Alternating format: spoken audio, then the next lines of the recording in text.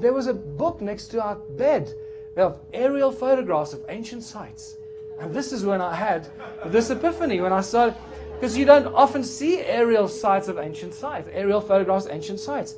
And this is where the penny dropped for me. I realized that the temples are actually templates, and you start seeing that it's got nothing to do with worshiping, that these are actually templates and they're giant energy circuit boards. That's what we're dealing with. And it changes everything, people.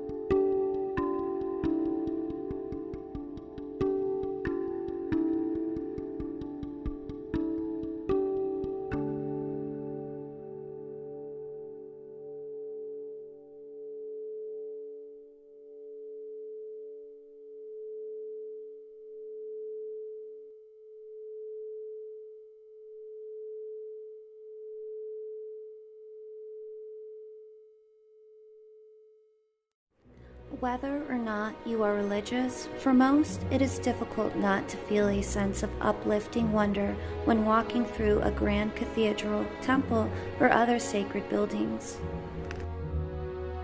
There is evidence that points to these cathedrals having knowledge of cymatics, healing frequency, and possibly the healing power of sound.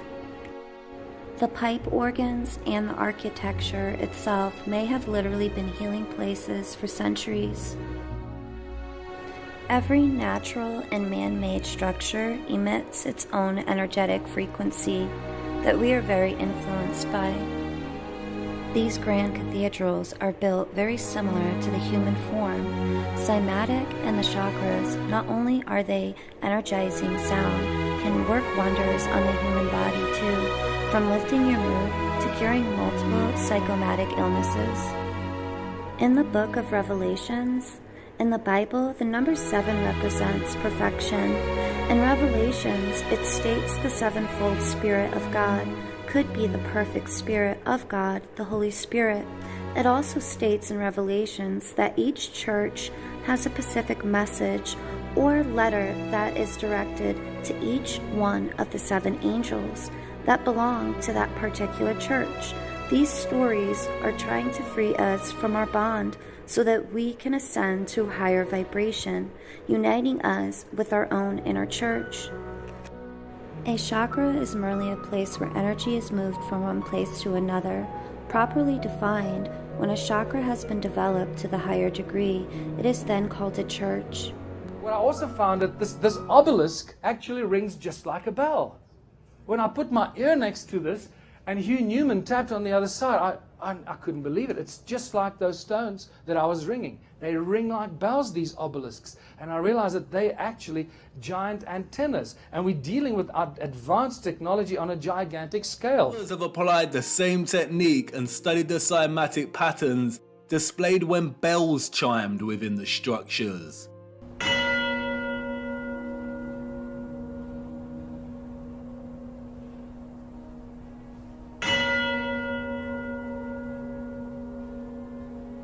Look at the patterns. Magnetrons.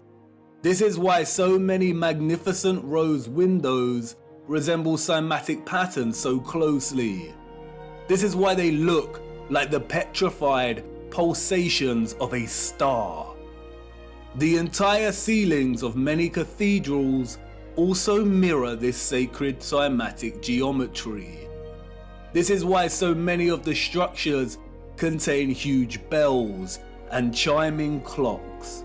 So each church, or well, what we're told our church is, each church has its own unique resonant frequency. I mean, to me, that is really interesting. So, you know, our body is apparently 60% water, and specifically our brain is 73%, and the heart as well, 73%. So just being in that structure is having quite an effect. Yeah, so the study of cymatics reveals that sound vibrations excite matter in geometric forms. These things are most likely machines, and they're producing an internal resonance that in turn is affecting you. Threshold resonance, such as that moment right there. And in that key threshold resonance, the entire pattern morphed into a more complex expression of itself, simply because the frequency changed. Now watch what happens. The frequency is still increasing. And watch what happens. As we reach another key threshold resonance, this entire pattern will morph into a beautifully and more complex pattern of itself. Again, and again. And look at this pattern right here. Look what you're seeing right here. Look at the beautiful geometry. Here is a perfect cube. There's a perfect tetrahedron, a star tetrahedron. In 2 dimensions, we've got the octahedron. Very powerful images of sacred geometry held in place simply because we've achieved the vibratory pattern that allows that in this water droplet.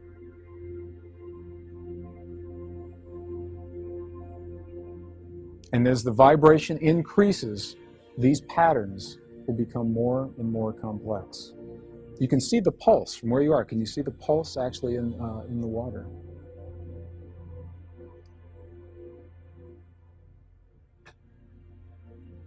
As we go into the last set of the frequencies, what you'll see is that the entire, and you'll watch along the outer perimeter, the entire pattern reaches its greatest level of complexity, and then it goes back. As the frequencies drop, it goes back to what it was, the concentric circles. What we see here is the shape of star forts and shape of so-called rose windows.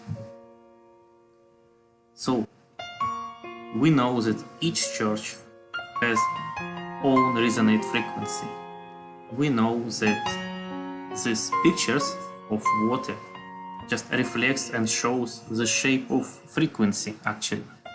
And we see this picture and picture of rose window, and it has the same pattern, the same picture, the same shape. Is it coincidence? I don't believe in any coincidence anymore. Yes, now all churches are switched off, but it wasn't like this always. Someday we will turn it back on again and we will understand how it works and we will have proof. It's all about beauty, it's all about frequency and vibrations.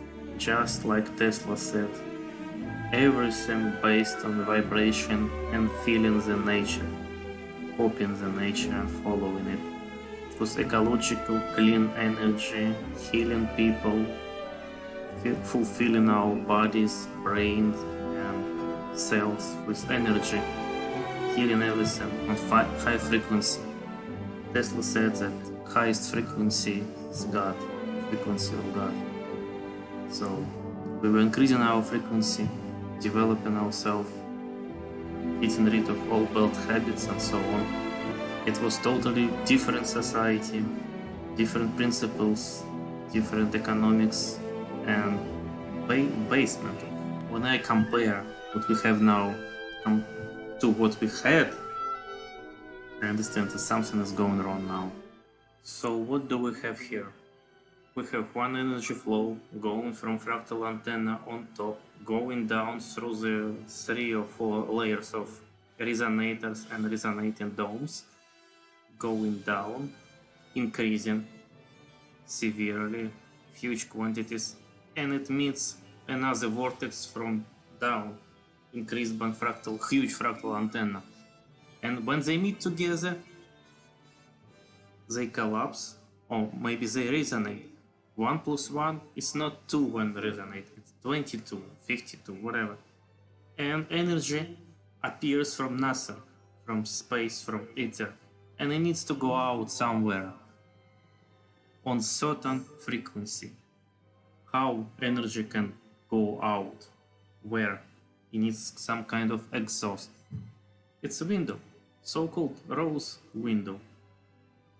Energy coming from nothing in huge quantities and goes out, as we realize now. Like we can see it in this short clip. When it resonates, space, energy, they meet each other and go out through the rose window, resonating on certain frequency in huge quantities. And it happens something like this in